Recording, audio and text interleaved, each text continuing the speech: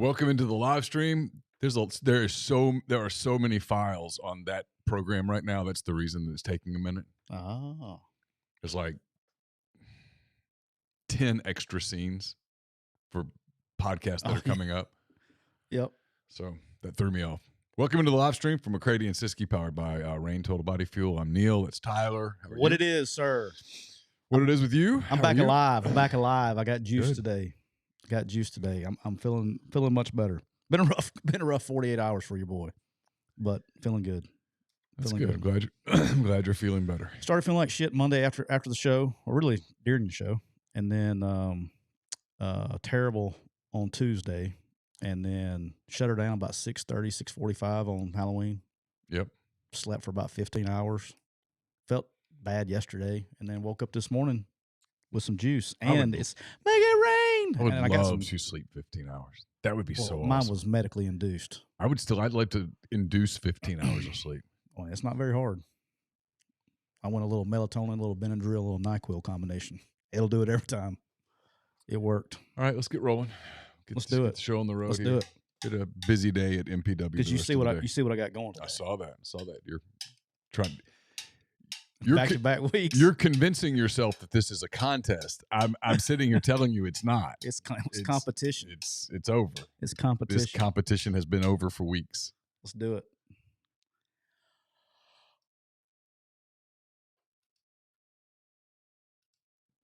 Welcome into another edition of McCready and Siskey, powered by Rain Total Body Fuel.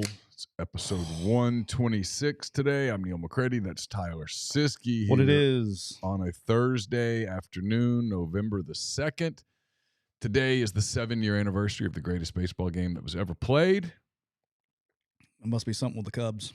Congratulations to the Texas Rangers. They won their first World Series ever. Still not as good of a moment as 7 years ago this evening. I like that. I got one of those photo reminder. You know how they send you just random? Yeah. I got one from when we were at the Braves-Astros game 2. I guess that was 2 years ago the other day. Oh, so, yeah. Pretty cool. That is cool. It's cool. We're brought to you by Rain Total Body Fuel. I got to pull up the reader. You think I'd have it memorized? 300 milligrams of caffeine, BCAAs, and electrolytes. Zero sugar. It's got what you need to push limits and achieve your goals. That's right. Check them out on Instagram at Rain Body Fuel to learn more. Neal, as I did last week, and I got to thank my good friend Bob Brucato, who is already in the Cooper Chevrolet chat. He sent me not just a few. He sent me 5 cases of the Rain Inferno Red Dragon that will carry me every Thursday for Make It Rain. You know, and I didn't, I stayed away from it, didn't need the Red Dragon. I really wasn't feeling the need for the Red Dragon until last week, and I was down 15 units. And I said, you know what? I need my ass kicked.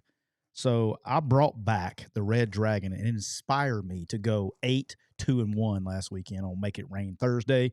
So I brought her back. She's with me for the rest of the year until we can figure out a way to win this competition. So the Rain Red Dragon, Inferno Red Dragon, tastes just like Hawaiian fruit punch. Very good. Oh, good. I'm a big Dragon fan. If I have a Inferno, it's got to be 8 a.m. It works. It will carry you the rest of the day. It works. If I have one at 2 p.m., and I did do it last week because I knew I was going to be up working. Yes. But if I plan to go to sleep before midnight, it works. 2 p.m. It works. It's a little risky. Yeah. And as you know, Neal, the Cooper Chevrolet chat is already bumping. I remind everybody, it's Black Friday every day in November at Cooper Chevrolet in Anniston. Cooper's just received a huge truckload of brand new Chevy Tahoes and Silverado pickups in every trim, with over 200 new Chevys, Buicks, and quality pre-owned, many with an extended warranty backed by Car Bravo. Cooper is sure to have the right vehicle at the right price. Check out East Alabama's best selection today at cooperchevrolet.com. I'm responding to Hayden in the thread. He says the Cubs getting Ohtani. The Cubs are not getting Ohtani. Just not happening. Just don't even talk about it. It's not going to happen. All right, Neal. Might get Juan Soto. I think they're going to be in that mix. Okay. Juan Soto's baller now. He's a baller. He just kind of got lost He's out got in San 1 Diego. year left in his deal. San Diego, did you see the story yesterday? No. San Diego had to take out a loan for the final month of the season to make some of their payments, including payroll payments. They will be shedding payroll. Are you serious? Yes, sir. I've never even heard of that. How about that? Yep. Yeah, that's wild. Pretty wild. All right, Neal. Speaking of shedding payroll, it's good transition there. Okay. Our Las Vegas Raiders. Yeah. They shredded they may have added payroll. They lighten the payload. They lighten the payload. Yeah, there kind are of fewer people in the building yes. now. They told Josh McDaniels, the head football coach, and Dave Ziegler, the GM, to kick rocks yesterday following their abysmal performance on Monday Night Football. It was bad. I didn't even see much of it, and I knew it was bad. You could tell just watching 10, 15 plays, it was bad. It was as bad as I've seen an NFL game go. I mean, just when you look at, in an NFL game, it always comes down to like the last possession. Not this game. Like they didn't have it was done with the start. It was just terrible. There was an erroneous tweet. It did not occur, but it was funny yesterday.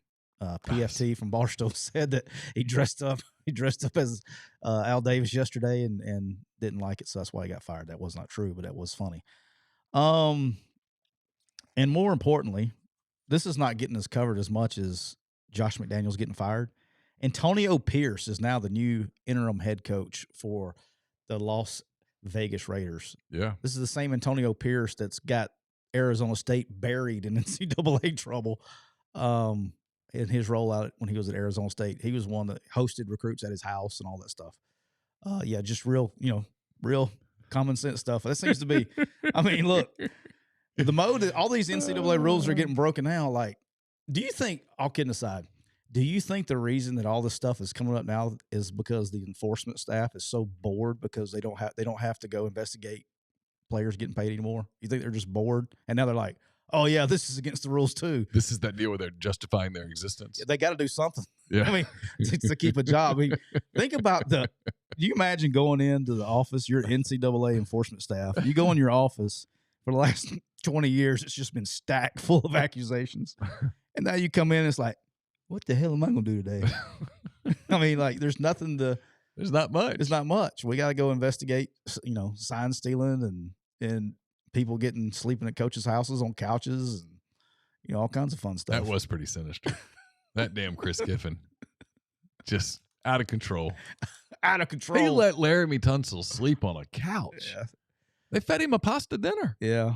It used to be, I'm sure they've changed it. I've changed it now. That you used to could get in trouble if you couldn't give they were serious about it. You could not give one of your players a ride. Yeah. In transportation. Like, so if your player's out tornado walking, could be coming down the road and be like, hey, good luck to you. Dorothy's right over there. Grab it. Your player's walking down the street in a monsoon and can't pick him up. Can't pick him up. That's impermissible benefit. That's so stupid. So stupid. Like, seriously, it needs to hopefully Charlie Baker, when he gets done dealing with everything he's got to deal with, which it doesn't seem it's going to happen anytime soon because he's got NIL to deal with. I wish somebody would just take that NCAA manual and be like, yeah, no, that doesn't. I mean, like we should do a segment on this show because I'm sure I got one somewhere. We should get the NCAA manual and just once a show, just read a small passage from the NCAA manual. We probably should. The rule of the day. The rule of the day. I mean, it blows your mind. I still want to take a page, and maybe we'll do this. I still want to take a page from Russillo. I'll give credit where it's due.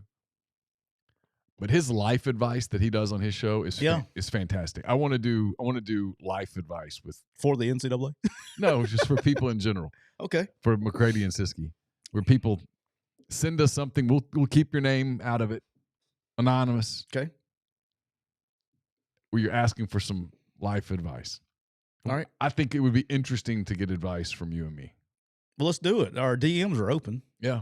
All right. Look. So if you got any life advice questions, which I want to say this, going to the Cooper Chevrolet chat, I saw our guy Darty was in there earlier. He's back from getting married. Back from the honeymoon. Like, I do have to preface this that if he had asked about the wedding situation, he might not be married right now. No, I'm just joking. But DMs are open. Shoot us one on Instagram, Twitter, X, whatever you want to call it, TikTok. Yeah. We'll get it to Dr. Neal and Dr. Phil and Dr. Neal. Dr. Joker may show up every once in a while, depending on how asinine your question is. That'd be good. We'll give you some life advice. We'll keep your names out of it. Keep your names out of it. Completely. Yeah. All right. Might be interesting. It could be interesting. When we get those DMs, we'll do those. All right, Neal. Got an interesting text message last night. And I was told, Neal, that I could share this. Okay. I think it was sent to me to be shared. Probably. That's usually how that works. Yep. We've reached that stage in life that people are sending us stuff to talk about on the podcast. How about that? So, it's a very long text. I was told to keep names out of it, and I will, so I'm going to bounce around a little bit. Okay. This is about the saga at Michigan? This is about Michigan and the saga that they're in. Okay. Part of this broke today, which puts more validity on the message I was sent. All right. That the last night the Big Ten head coaches met on teleconference with the commissioner. The commissioner's name is Tony Petitti. Mm-hmm. Okay, that's correct. That's correct. It's his first year as commissioner. First few months. Right? Yep. Because Warren's now with the Bears, dealing with that saga. Boy, he went from the Big Ten to the Bears. Yeah. Basically, wish he could come back. So all 13 schools in the Big Ten, not named Michigan, are highly pissed and wanting him to do something. So this is what I received last night. The Big Ten is in a tough spot. You have 13 schools that are absolutely outraged that this has happened.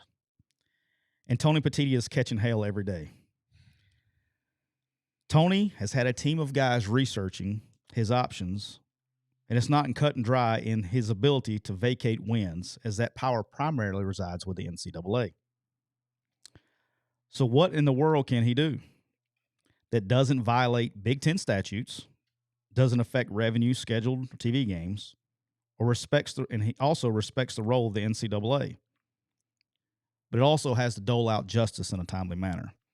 Because I think what you're having here is they're wanting something done right now. So because they believe that Michigan has been operating with an advantage that has put everyone else at a competitive disadvantage. They believe these other teams believe. I'm not saying they're right or wrong, but it's clear that they are at least saying that they believe that the integrity of the games themselves has been compromised by Michigan's actions. 100%. And I've said the whole time, it's not the sign stealing part. It's the going and filming and doing the sidelines in the Central Michigan game. I mean, dude, that's outlandish. You know what I mean? I mean, it's outlandish. Carry on. So what was proposed in the last 48 hours seems to accomplish all these things.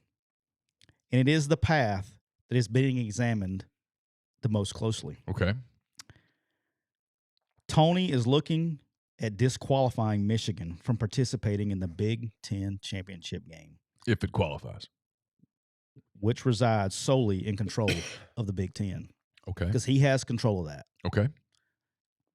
This would allow games to be played and everything to proceed as planned, but would most likely allow for Penn State or Ohio State to participate as the divisional representative in the Big Ten title game. And as Michigan would not be a part of the third team tie. Then it would be up to the playoff committee, to weigh in its options to make their own decision about whether or not to include Michigan in the playoff. So by not, because the playoff committee, that's paraphrasing what that text said. What did somebody say? Is that one text message? Is that one text message? I haven't even got to half of it. It's a very long text message. Wow. As Neal can see. Oh, it is. Look at that. All right. So I got this text message last night, and being the astute media journalist that I am now, Neal, I called some more sources to validate the story. And when I called one I trust inside the Big Ten, I was told that that's not guaranteed. Okay. It's not 100%, but it's probable. It's probable that Michigan will be deemed ineligible to play in the Big Ten championship game. That's what your sources are telling you. Correct. Allegedly. Sources, allegedly, so we don't get sued. Well, you wouldn't get sued if a source says something. I don't know why. It didn't have to be allegedly. They're not alleging. They're saying that's what's being discussed. Correct. So they will. So according to your sources, Petiti is considering making that decision. That would be a decision that can be per multiple sources. So okay, because I got it from one and then checked with another one. So he has what, 4 weeks till the championship weekend? I mean, we're getting there. So he's got a little time. They're going to meet again. This has not been reported again. They're going to meet again this afternoon or tonight after they met yesterday. So I thought that was interesting. So whatever they met about last night, they didn't get it finished.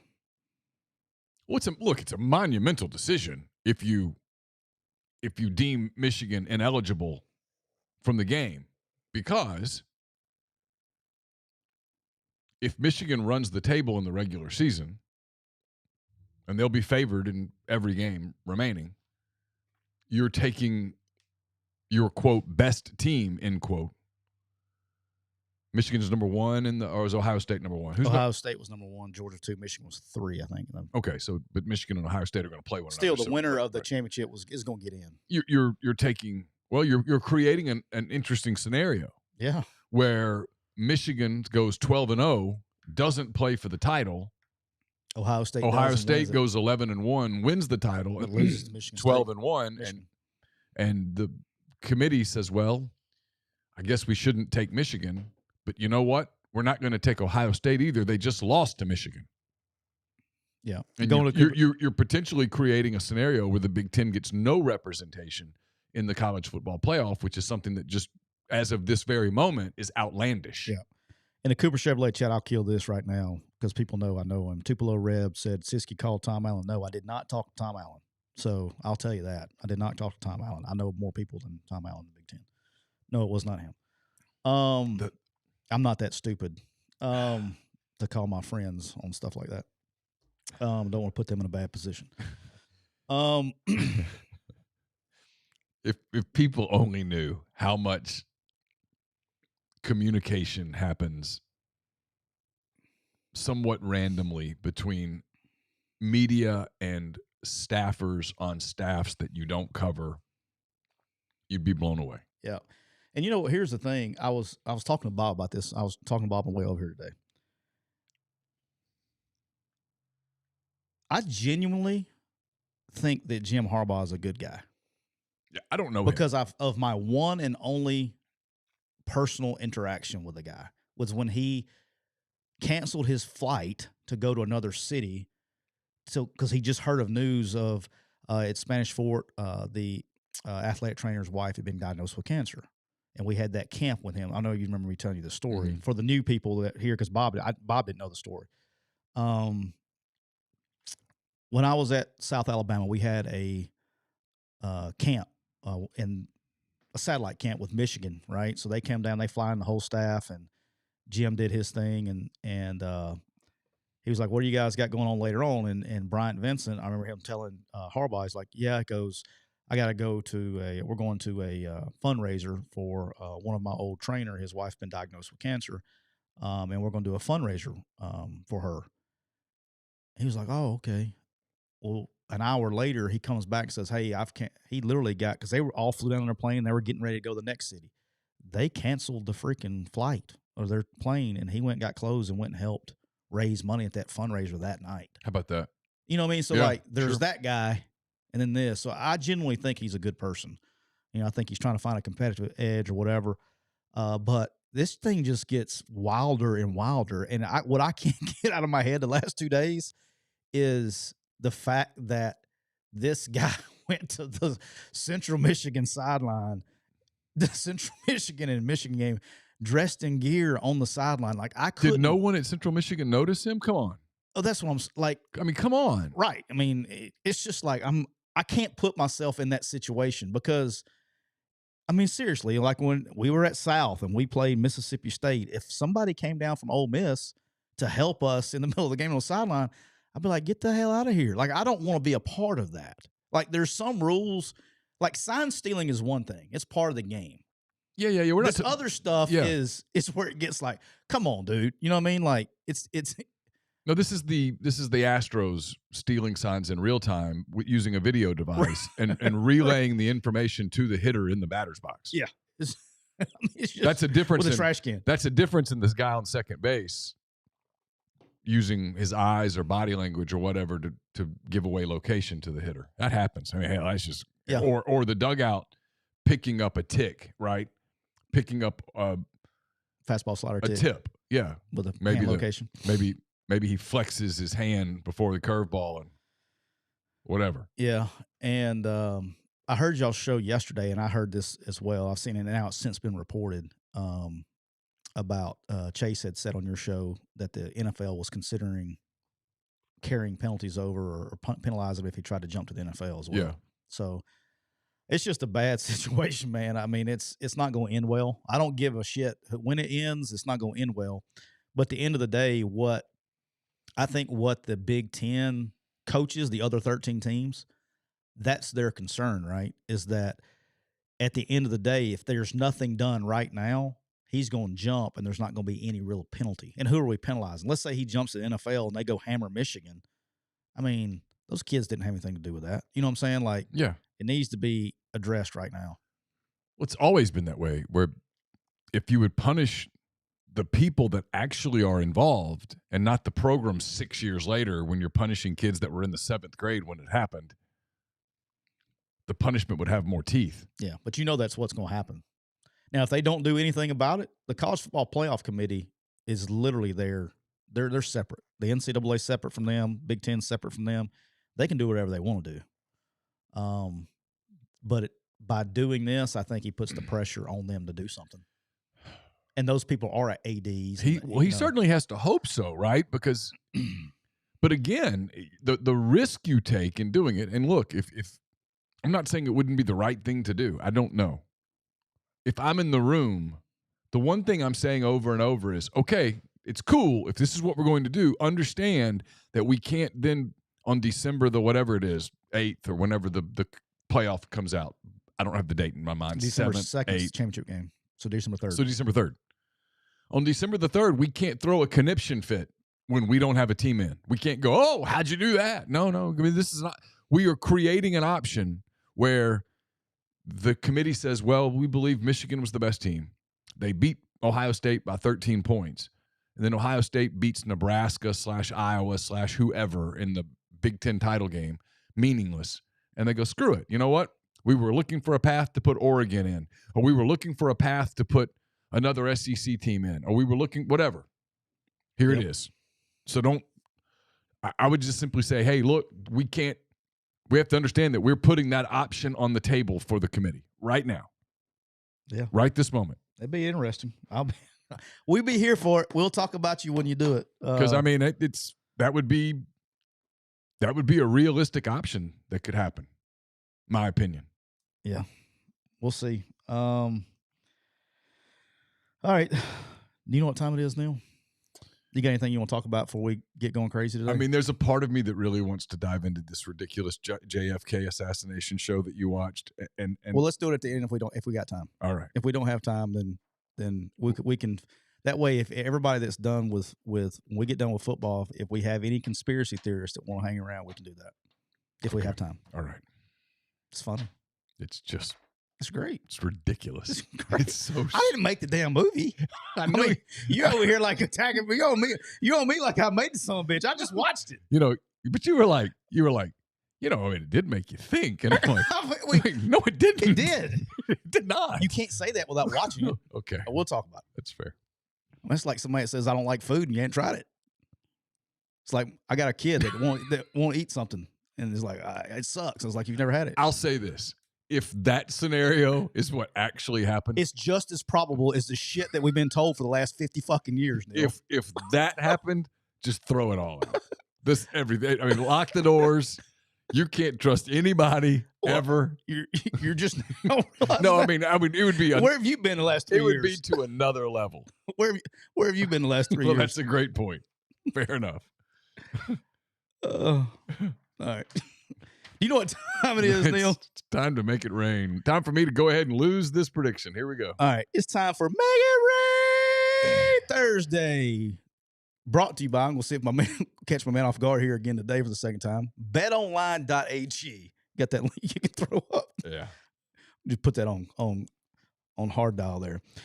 All right, Neal's going to put the link in the chat from betonline.ag. You guys can sign up. Make sure you click the link to sign up. That helps us out with the show. Let them know how good we're doing for them. We've had a ton of sign-ups. Thank you so much for you guys that sign up and play in that way. You can play from anywhere. You don't have to be in a state. It's an offshore deal. So that's what I use here in the state of Mississippi. So I don't have to drive across the state line and hit a button. All right, Neal, we're going to start this bad boy off in college. I'm going to let you start them off. We're going to let the leader start. Okay. Great. Let's let you crank it up. Here we go. All right. Before we get started, while you're picking your first game, I know you got your stuff out. I'm ready. I've already. Neal, coming into this week, you were 46-46-2. Yep. But you were up 4.27 units with your money lines. I am 45-48-1. I'm minus 2.3. So the difference is 6.57 units. Here we go. Neal, game one. Crank her up. I'm looking for my other sheet. It's not good. There it is. There it is. All right. I ran this by a couple of people. Oh, you're getting help now. Well, this was one that I kind of liked. It fits my little formula that I'm trying one final weekend. You still don't want to tell everybody the formula? No. Because I'm going to lose. I hate to ruin those people's business by telling them. Just on the side note, on BetOnline, one of our customers won $1,500 last night in Maction. What are you betting on in Maction that you won $1,500 on? Hey, but congratulations to the BetOnline guy. Somebody is hot. Yeah, that's good. Go get them. They need to call me. Yeah. Hey, call me. Call me. Call me. I need help. North Texas and UTSA get together in Denton. They do. Two quick U clients, by the way. Okay. North Texas is a 7.5 point underdog. I think North Texas has a real chance to win this game. Ooh. And I certainly think they're going to cover it. So congratulations, UTSA. You're blowing out North Texas. Give me the mean green plus 7.5. Okay. I like it. UTSA is like, yes. Hell yes. We got this thing. Woo. Neal, yep. There's a team that's traveling to the state of Michigan this weekend that quietly has put together a really good season, have gotten better every single week. Yep. And it's a fan base that's really, really been looking for a good season. They're 5-3. They have a chance to get bowl eligible. I like this game too. Nebraska. The Nebraska Cornhuskers, Neal, are going to East Lansing to take on Michigan State, who has not won a game since Brenda Tracy came out. Give me the Nebraska Cornhuskers to get bowl eligible this weekend. Wow. -3 on the road at Michigan State. They're 5-3, dude. Yeah. They started out 1-2. Yeah. The only losses to Michigan since the old Colorado debacle. He's a really good coach. He's going to do a good job there.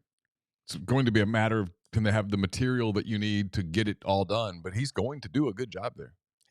If he cannot get it done there, he is a phenomenal college coach. Phenomenal. If he can't get it done there, it can't get done. It just can't get done. Yep. It's kind of like Chris Beard with Ole Miss basketball. If he can't win there, you don't can win it. It's not doable. He's a pretty good coach. Dude. He did a 20. Let me tell you how good of a coach he is. He did a 22-minute press conference today. Most of it was about Bobby Knight. But yeah, man. That dude's sharp. Dude, I shouldn't like fawn over somebody that I cover, but that dude is sharp. Well, I don't cover him. He is one bright guy. I don't cover him. Let me tell you how good of a coach I think he is. For the first time, I'm going to buy season tickets. He's going to put look. There's a lot. We're getting ahead. There's a lot of people doing the first year thing. Nope, program thing. If they don't get these two kids cleared, this first year is going to be difficult. Okay, it just really is. But the product on the floor is going to be much better. The results might not be immediate. His first year at Texas Tech, the results weren't immediate. Year two, they were making deep NCAA tournament runs. I stayed. R.I.P. Rest in peace, Bobby Knight. I watched on my phone last night for 2 hours. Watched Bobby Knight videos. And he was on night staff for 8 seasons. Yeah, it's awesome. And he was pretty emotional today. He was like holding That's it. tough, He was man. holding it together, but it was. Well, when you spend that much time with somebody. Yeah, he knew him incredibly well. Yeah, I mean, because you spend more time with your coworkers in that profession than you do your family. Yeah. So it's tough. All right, go ahead. Number 2. I grew up a Louisiana Tech fan. Literally. Why is that? I couldn't literally ride my bike to Tech, although I probably could have. It just would have been a little dangerous in a couple spots because I would have had to go around Chautauqua and stuff and to avoid I-20. But I could have gotten on my bike. A cheap Uber ride. Ruston's so small that Uber's not there. Oh. But I could. It's easy to get to Tech. Spent a lot of time on the Tech campus. Lots of time. Took 2 summers of classes at Tech. Know lots of people that went to Tech. My dad taught at Tech. Went to the Louisiana Tech baseball camp at least 6 times. We'd walk. I would walk from my dad's office down to the baseball stadium. Go to the natatorium. Go swim. Could walk down Trenton. Go to Extra Play some arcade games. Boy, well back in the day. The arcade, man. These kids have no idea how awesome the arcade was. Back in the day. Get you $5. You didn't even need $5. Get you $2 worth of quarters, man. Yeah. Yeah. It's a good time. Good times. Tech goes to Liberty. They do. Quick, you climb. And they're going to get killed. Liberty is a 17-point favorite. I think Liberty might win by 30 plus. Wow. Yeah. So, hey, congratulations to everybody in Ruston. You're going to get an upset. Look at you. Thank me. All my friends back in Ruston.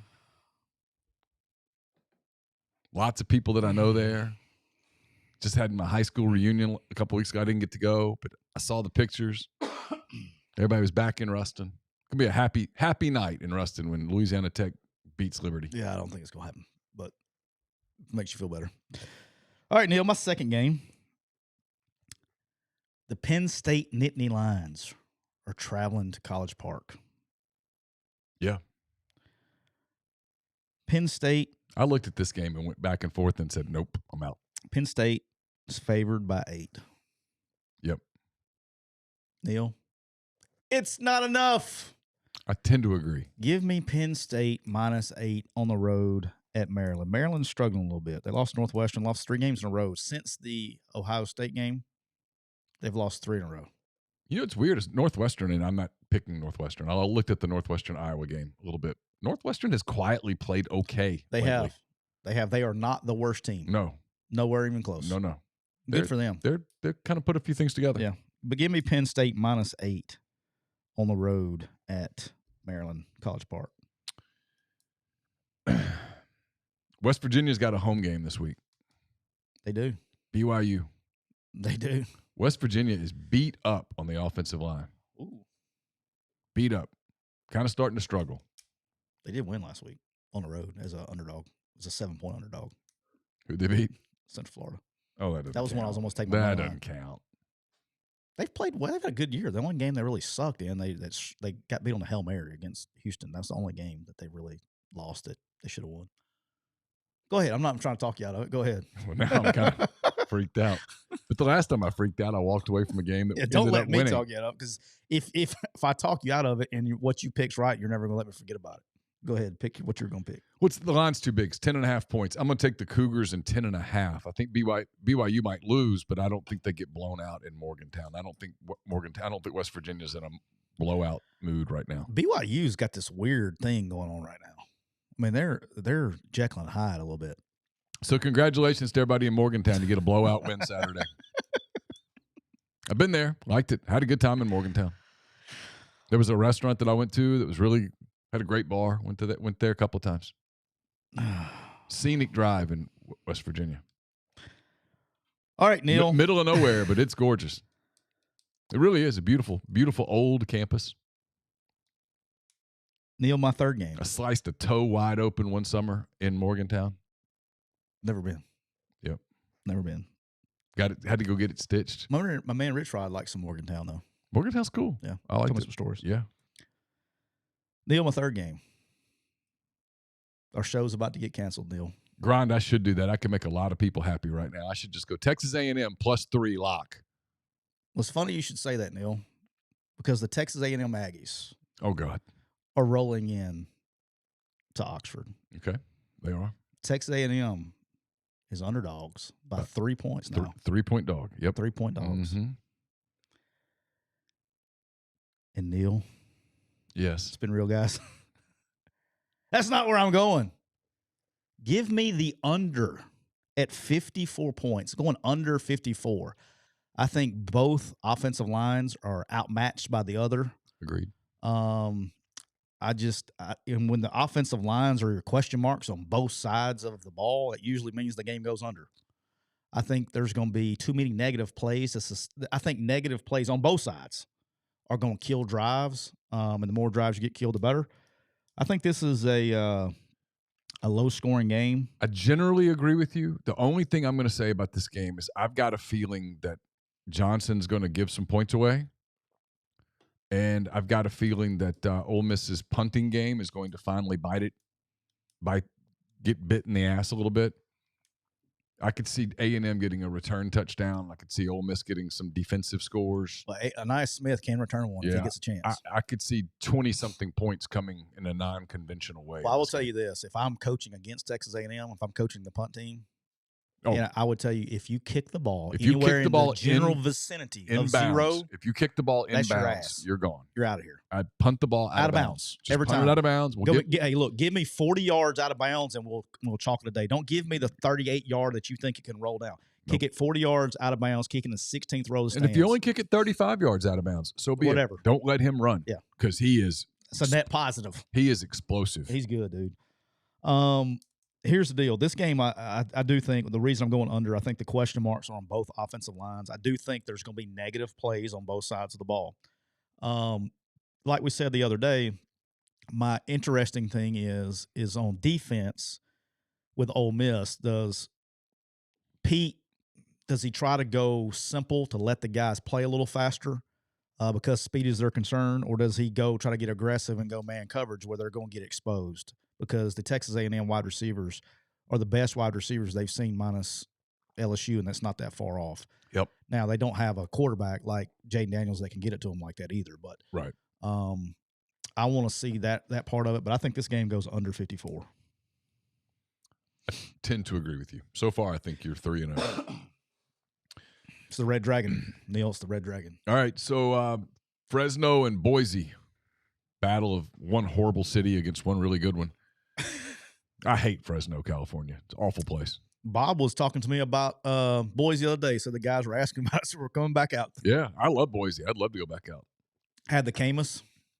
Let me tell you something about Camus. You can get Camus in Oxford. Let me tell you something about the Camus. Oh, my God. It tastes just as good coming up as it does going down. That's how you know it's a great wine. That's the definition to me of it's a great wine. If it tastes just as good coming up as it does going down, that's when you know it's a great wine.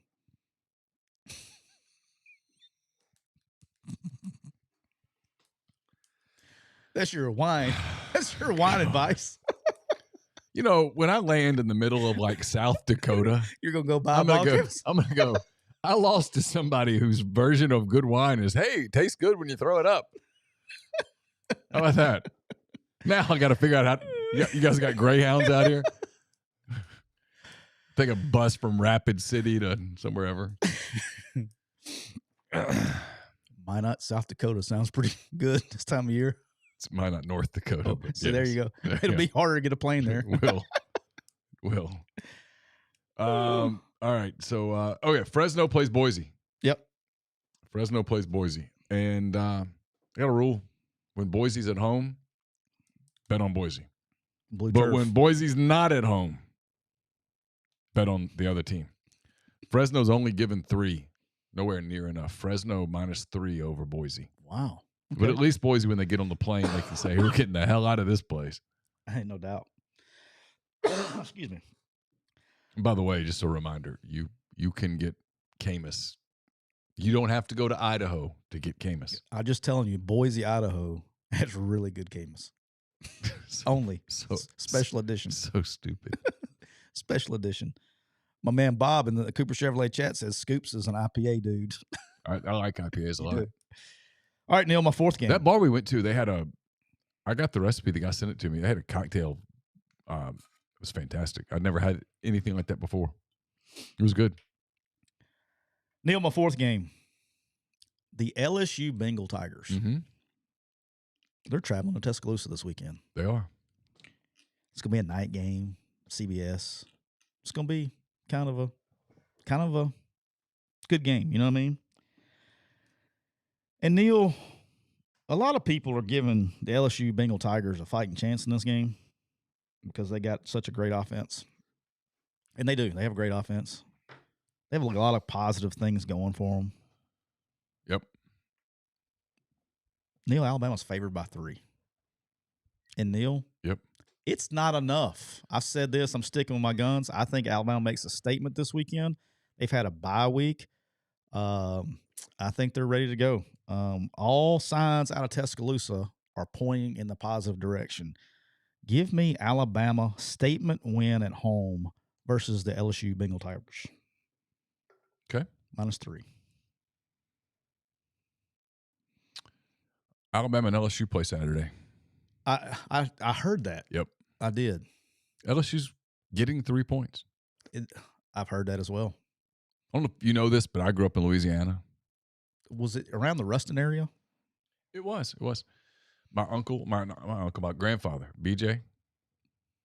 Big LSU big fan, LSU right? fan. Big LSU fan. He died when I was a little boy, but he gave me this ball. It's one of my prized possessions. I'm going to celebrate with the ball on Saturday night because LSU's winning in Alabama. Wow. You think they're celebrating? I think so. I think the Tigers are celebrating. I'll celebrate with them. I know the fight song. Sing the song. Go Tigers. LSU wins. I think Jaden Daniels is too much. I think it becomes a little bit of a track meet, and I don't think Alabama can win the track meet. So LSU +3 at Bama. Hello, Scoops. Hello there. Scoops. Came back. I already know what the hell it was. Are you over your sickness? Scoops. Got Joker? back from Cali. They put me in quarantine. Yeah. Congratulations, Alabama. So brought you a present back from Cali. I'm good. I'm Sent one of these. I'm anti-mask. They sent you one of these. Those don't work. They don't work. They said that would keep you safe. Yeah. So, Scoops, I'm out of quarantine. Do you know how stupid it was? I mean, think about this. How stupid was it? How stupid was it that people walked around? People still do walk around with these stupid things and go, "Oh, this is going to protect me from a virus." This paper is going to protect me. You can see right through it. It's going to protect me from it's so stupid. What a colossal joke that whole thing was. So, Scoops, that's what they gave us out in Cali right before the Berkeley game. Yeah. They passed these out as they went on the field to protest. So here we go, Scoops. Okay. I'm back. I'm going to Boulder this weekend. And there's some angry beaver heading to Boulder. Never one angry beaver. Angry beaver heading to Boulder. Get you in trouble. Get you in trouble. It can. But you know so I've heard, allegedly. But you know what we're doing? What's that? In Boulder? We're passing out penicillin shots. Okay. Penicillin shots for the angry beavers. We are favored by 13.5 points heading to Boulder versus Colorado this weekend, Scoops. Yeah, it's true. And guess what? What's that? It's not enough. Give me the angry beaver to defeat in Boulder. It's the angry beaver in Boulder with a penicillin shot. Give me Oregon State minus 13.5. So stupid. All right, Oregon State minus 13.5. All right, Scoops. Hey, I'll see you again on Monday. All right, see ya, Joker.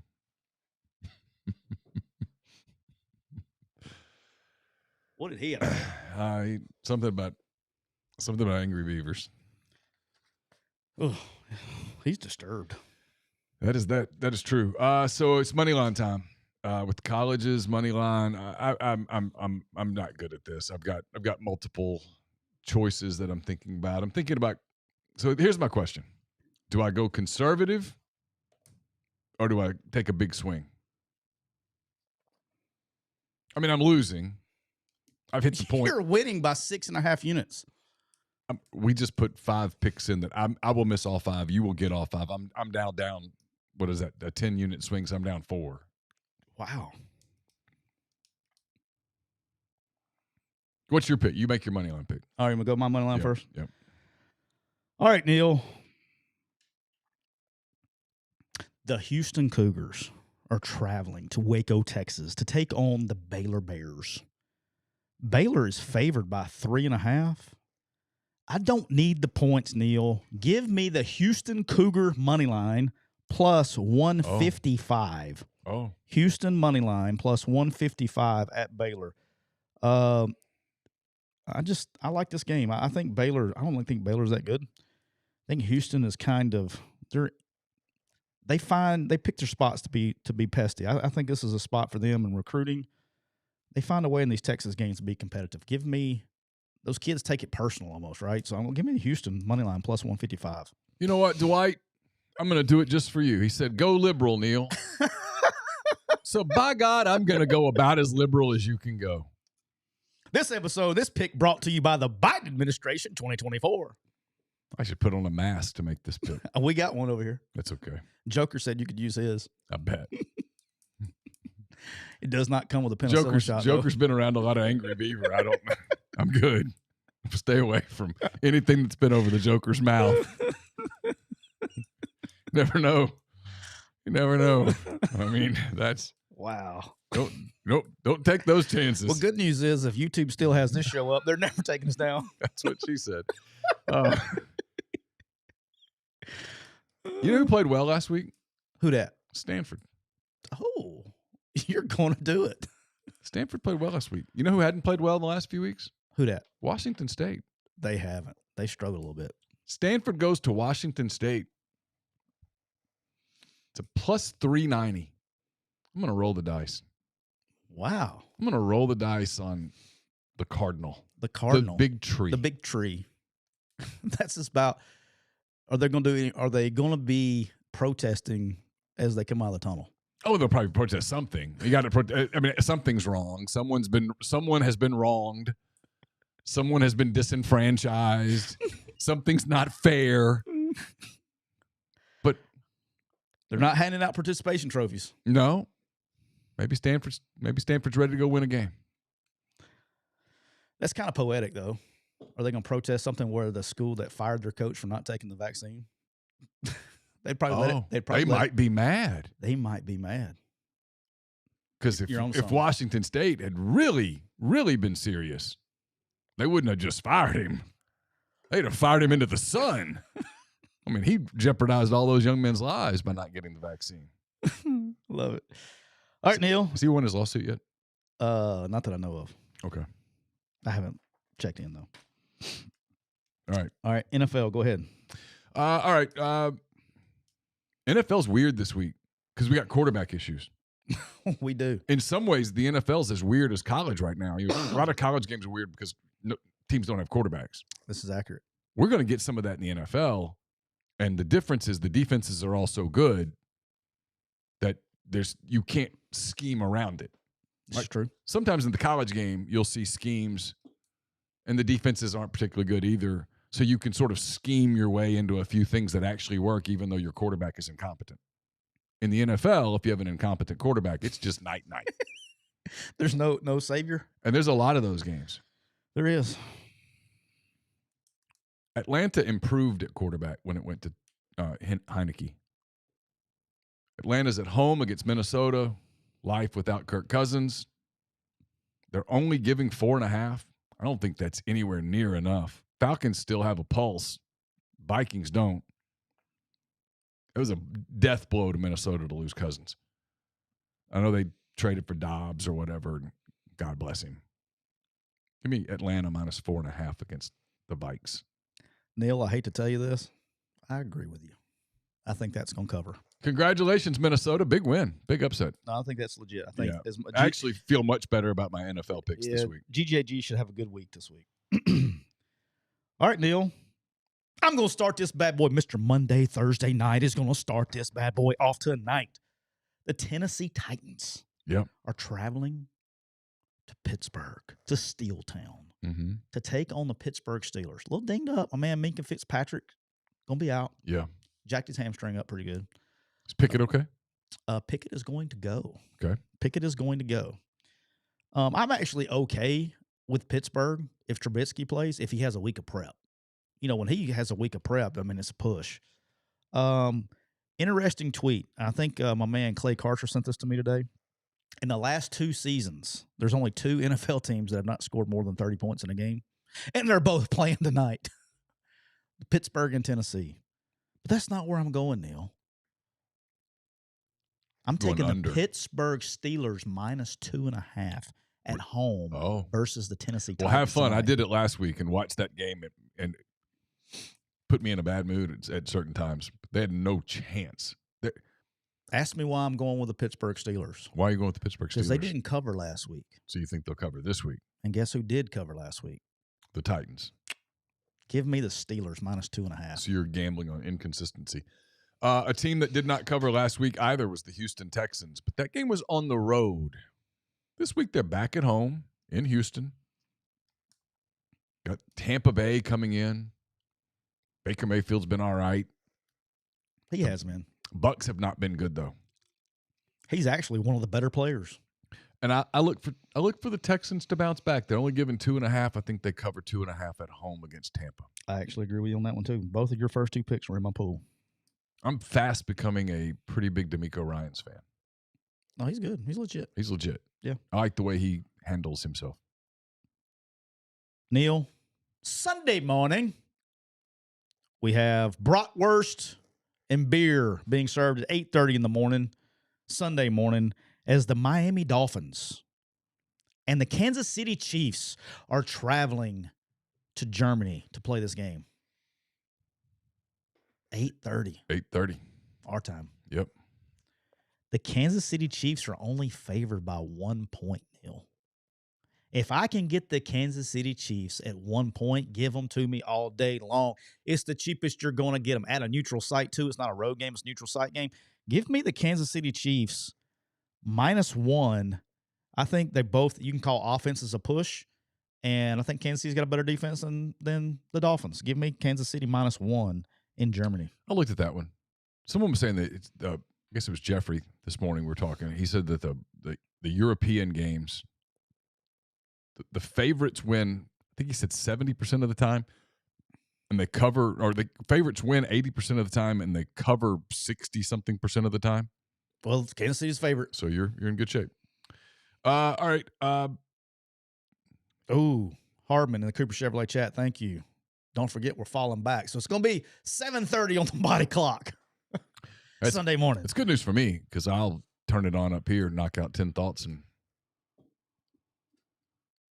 it'll still be no, it'll still be the same time. Still be 8:30. Yeah, no, it'll still be good though. I like when they play an NFL game on Sunday morning. Gotcha. Yeah. So you'll be able to cheer on the Chiefs as I win that game. I will be pulling for the Dolphins. Probably be pulling for the Dolphins. I'll probably be desperate by that point, or will have just completely conceded. All right, the Raiders fired their coach, fired their GM. They did. However, they have 2 things going for them this week in Vegas. I'm curious of what those 2 things are besides them being in Vegas. Well, the New York Giants are also going to be in Vegas. Oh. Down to their 3rd quarterback.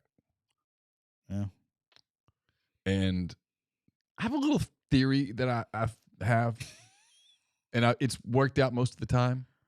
Interim coaches in week 1 in football typically do well in week 1. Week 2 is usually like, okay, we're back to normal. We suck. Yeah. Week 1, you get a little bounce. They probably like him. Former Giant, won a Super Bowl with the Giants. Game probably means something to him. Give me all I got to lay is 1.5. Someone's got to win the game. That's the rules. Give me the Raiders at home, a little barely emotional game. Get a 3-point win over the Giants. Wow. Raiders minus 1.5. Wow. Before I get to my third pick, our good friend Austin Blansett in the Cooper Chevrolet chat with the super chat. Thank you very much, Austin. Says, do you guys think the NFL has a European division in the near future, like 4 to 8 teams scattered around? I'm just wondering what the end goal is with it. I don't think I think they're just trying to sell stuff over there. I think they're just trying to grow it. I don't think you could force, like, have an NFL draft and draft a kid from Montgomery, Alabama to go play in Germany. I don't think that would go down very well. But anyway, I think it's growing the there. NFLPA would have a tough time. It's growing there in the same way that the English Premier League's growing here. They're not going to put it. English Premier League's not going to put a team in New York and a team in Boston, but they love the eyeballs. Yeah, they love the money. I mean, American kids. I went to that game in Vegas a year ago. Yeah, with Chelsea. I mean, that game was 50,000 people in Reliant Stadium. Is that what it's called? Yes. I mean, there were 30,000 kids with Chelsea jerseys on. Yeah, no, those kids were not all from Liverpool or North London heading over. They were kids from the States. That money counts too. All right, Neal, my third pick. The Indianapolis Colts are traveling to Carolina. Yep. Carolina won their first game of the season last year. They did. I had the other side. Yeah, you did. Of course they won. You can see that coming a mile away. And the Colts are favored by 2 points, Neal. And it's not enough. Give me the Indianapolis Colts -2 on the road at Carolina. I think Carolina is – I don't think they're finding anything or anything like that. I think ownership came in and said, hey, guys, listen, we got to calm down with this winning stuff. Give me the Colts -2 on the road at Carolina. All right, I'm skipping over one because I'm having some second thoughts on one. Philadelphia and Dallas get together on Sunday. Big game. Big game, big rivalry game. Eagles are laying 3. I think there's a real chance that Philly puts an absolute hurting on the Cowboys this week. I know Dak plays well against Philly, blah, blah, blah.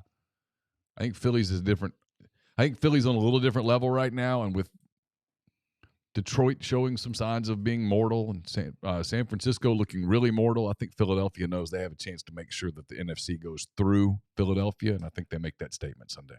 Philly -3. Wow. All right, Neal, my fourth pick. And this is for Bob Ricardo in the Cooper Chevrolet chat, and it's also for my good friend Scoots McCready. I can't believe I'm doing this. But just like last week, I did this.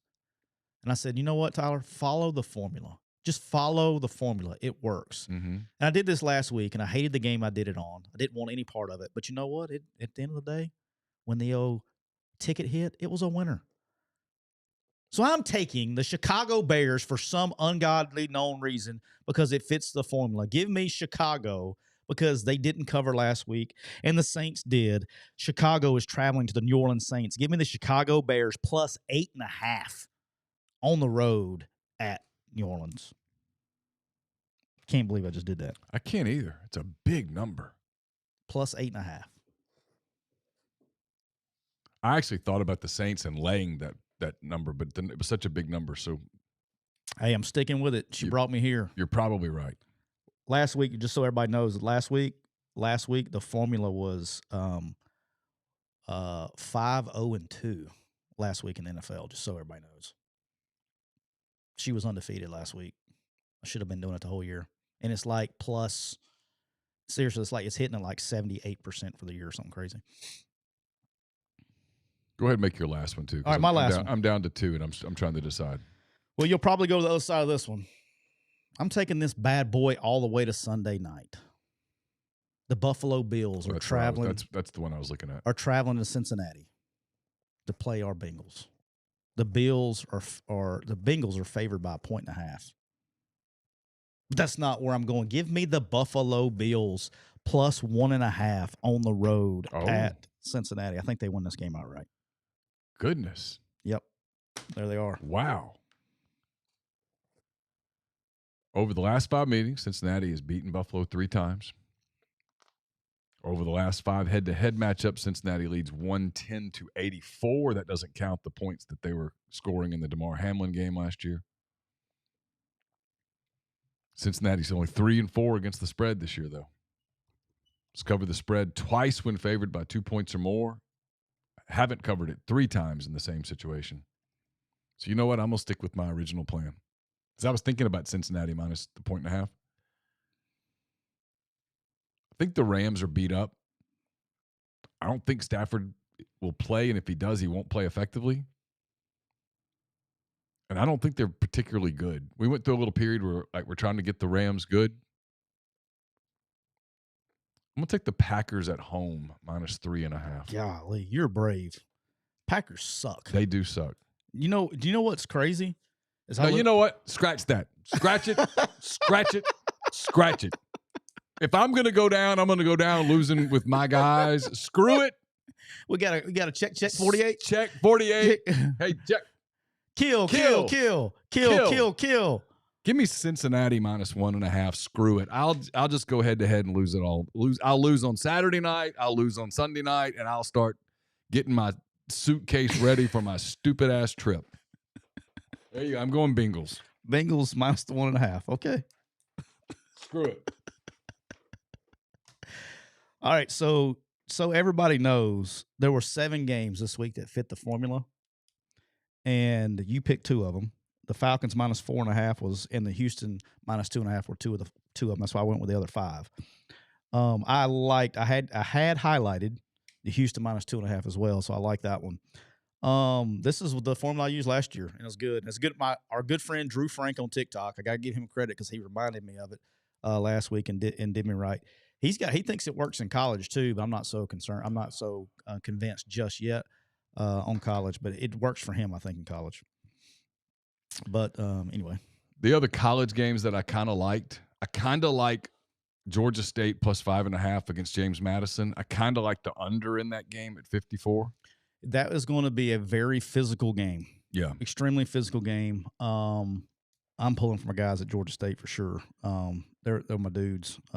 Listen to the show every week.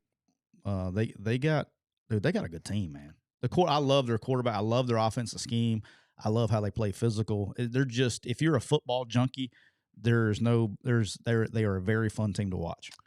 I kind of like Iowa State minus 2.5 at home against Kansas. My boys. Don't hate that.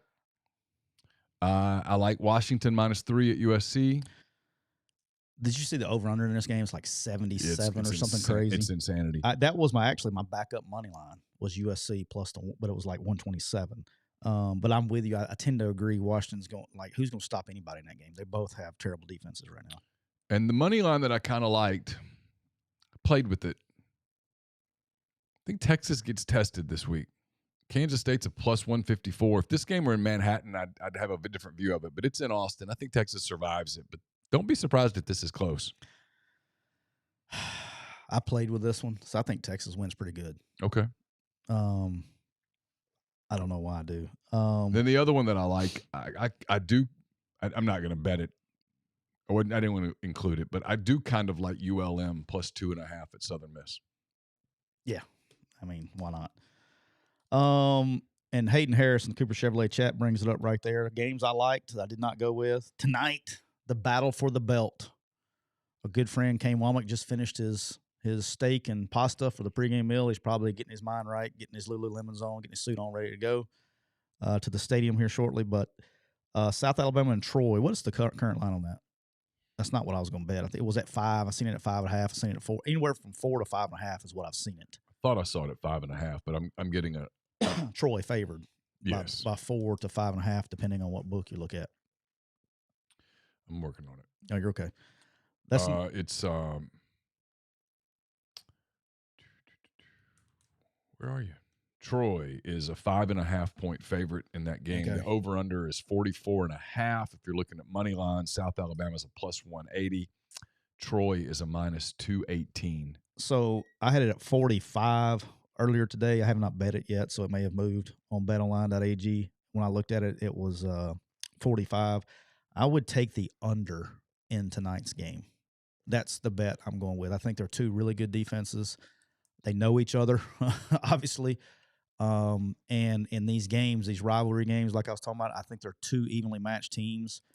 I think that's where I would be playing tonight's game is the under in the Troy, South Alabama game at 45. The Wake Forest Duke line is moving down, which tells me Riley Leonard's not playing. That money line has gone from plus 375 to plus 205. Yes, that's pretty much exactly what that means. Other games I like, Neal. Dude, I may just do it for fun, just so I can burn $10. I like my Jacksonville State Gamecocks this weekend. My Fighting Rich Rodriguez is going to South Carolina. I almost went with it. It's a plus 575. I almost played it. I mean, dude, they're plus 16.5 at South Carolina. Here's the deal. I mean, here's the truth. The only thing that scares you about that game, the only thing is Spencer Rattler is really good, and they can get some matchups with Leggett that is going to favor South Carolina with Spencer Rattler throwing to him. They can get some mismatches in the secondary, especially at corner.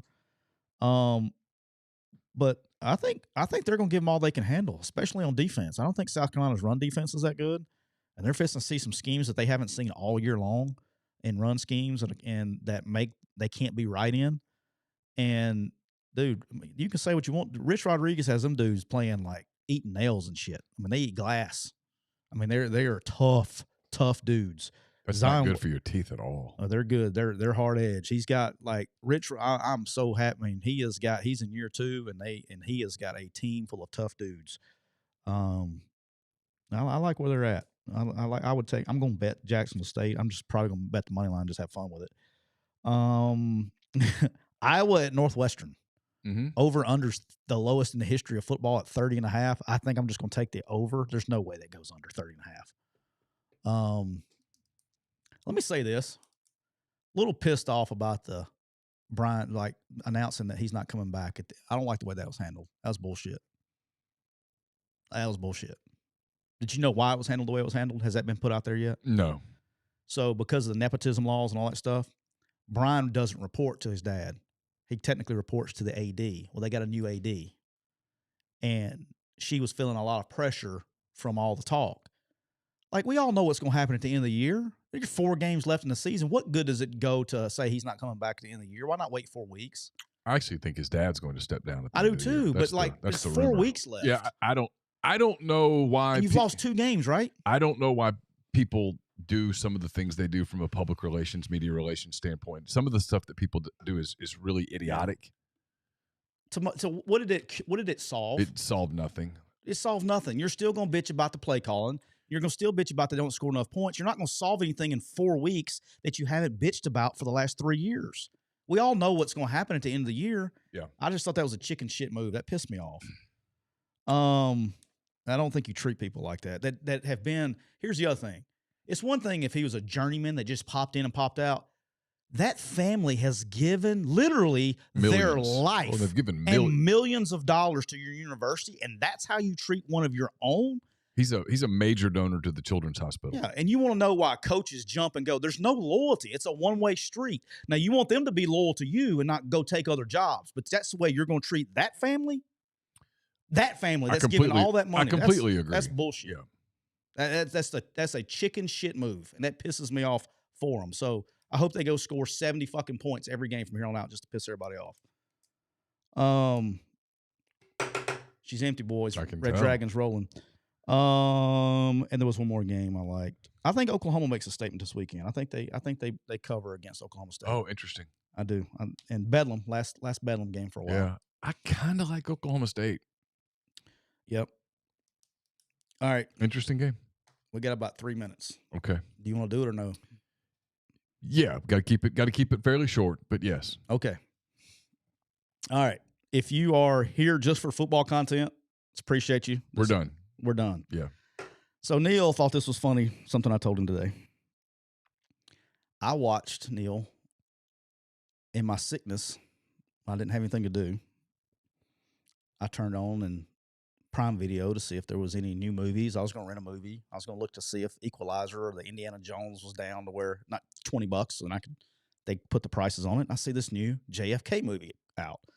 It says JFK X, The Crime of the Century Solved. And it's being promoted by Prime Video. It's up there. $1.99 rent, made in 2023. So, hey, why not?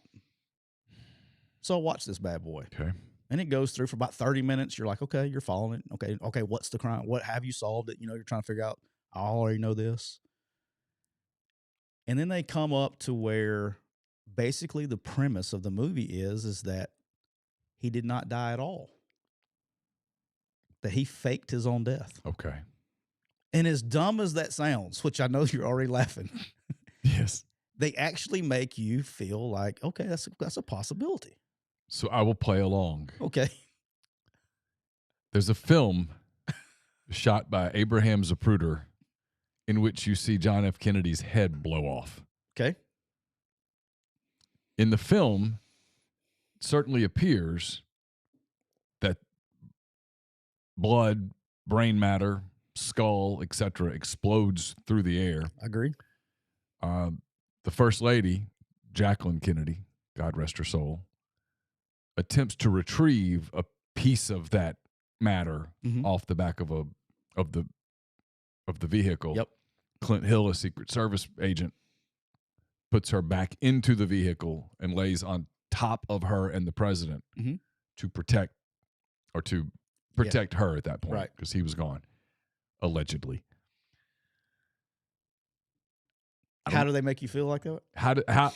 How do they explain the president's head blowing open? All right, so the first thing they start with is that, and they show video of this that I've never seen before. When the president left the airport in the motorcade, you see Hill, Secret Service agent, telling several other Secret Service agents to back up and to get on another deal. It wasn't Hill, but it was another. There was another. He was the only that car. The agent that normally they would have had two people on the back, Hill and the other agent whose names escapes me right now, who was told to stand down, who actually didn't even get with the motorcade. He stayed with the plane. You saw that video. I'd never seen it before. Yes, but I've seen that video. It was him, and there was actually two other guys. He was visibly angry. Yeah, and there were two other guys standing next to him. So it was like a total of 4 people, I guess, counting whoever left with him. And so that was like the only car that wasn't protected in a weird way. All right, so the guy that's solving the crime of the century is a movie producer, a special effects guy. Okay. And he claims that and they showed it. It's really cool. It's the first time I've seen it that way. It was a high definition version of it. They took all the graininess out and did all the stuff they can do. There are frames missing in the Zapruder film. And he's like, that's never been reported before, and it should have been. That's not good in court and all this stuff, right? So he shows that when JFK puts his hand up to his face and he removes it, there's a shadow on his face, and that's produced by a squib. Okay, for those that don't know what a squib is what when you fake shooting somebody somebody in the movies and it looks like they've been shot. But back then, right now you have ones that you can do by remote control, but back then you had to pull them with a string. And so then they say when Jacqueline Kennedy, as soon as she goes over there, she reaches over, like he goes like this to his chest, she reaches over and gives a pulling motion like she was pulling, and that's the frame that they cut out.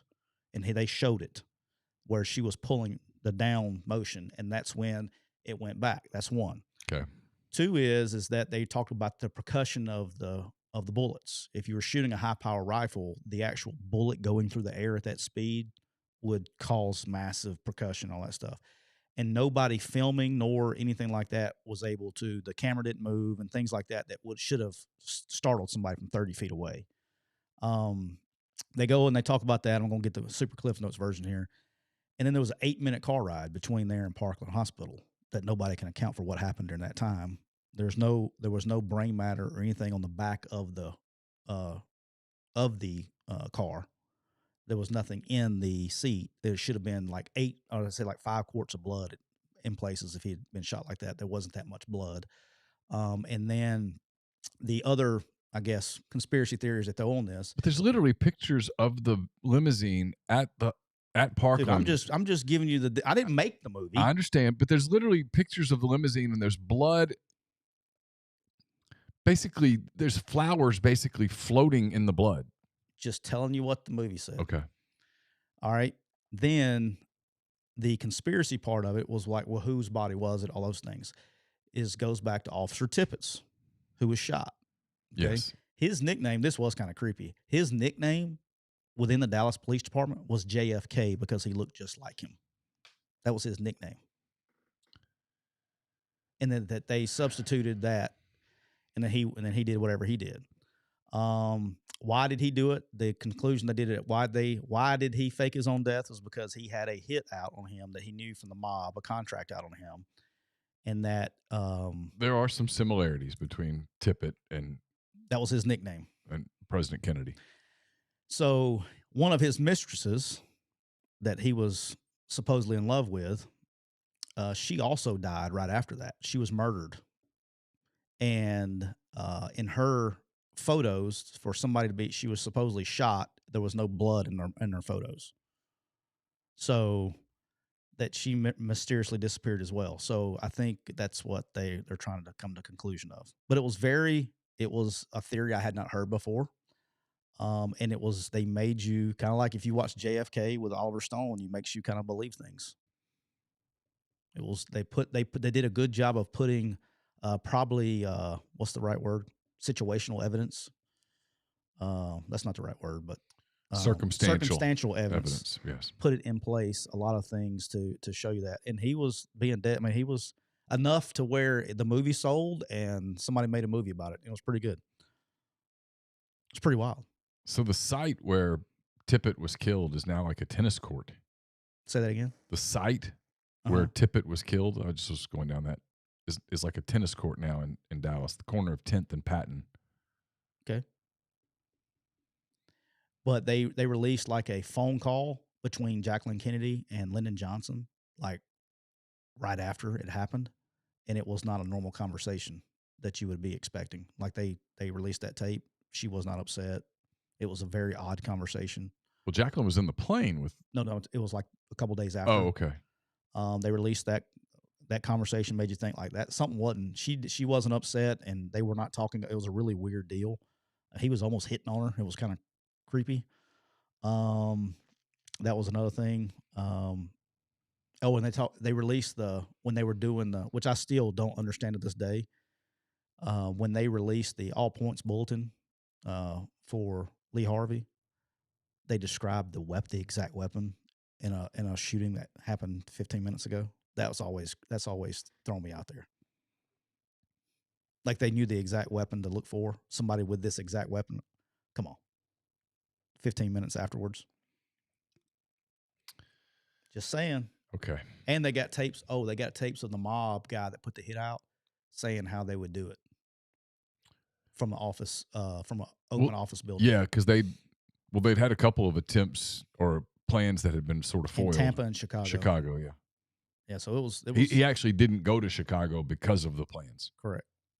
And they had a team. So their theory, if this theory, playing it out in the final minute here, their theory is that President Kennedy didn't die that day in Dallas, that Tippit was killed so that they could do the Kennedy autopsy on Tippit, which really sucks for Tippit at that point. The other thing is he had a disease. Who did? President Kennedy. So that he'd been told that he wasn't going to live a lot longer, and he didn't want to do it as the president. So where did he go to live out his final days? An island somewhere that was owned by Onassis. It's on the movie. Check it out. With the mistress. With the mistress. So happily ever after. And I guess until the end.